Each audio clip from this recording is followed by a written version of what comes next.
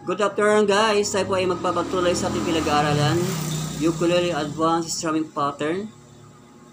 Number 10 na po tayo, ang ating last na pag-aaralan ng strumming. Gagamit po tayo ng counting na 1 triplet, 2 triplet, 3 triplet at 4 triplet.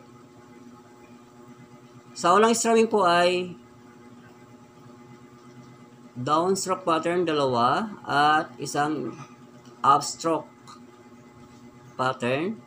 At ang susunod po ay up, down, up, stroke pattern. Ganito po yan.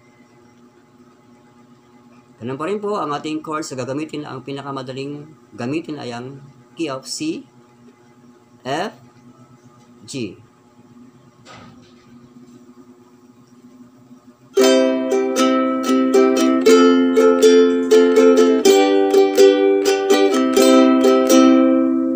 Ganun lang po guys, kadali.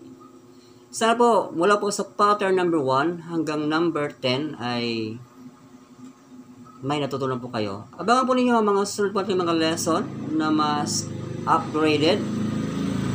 Ngayon po kasi ay hindi po ko nakagamit ng ibang mga software para mapaganda.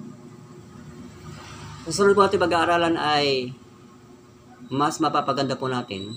Muli mga guys, maraming salamat sa inyong pagtangkilik sa aking lesson.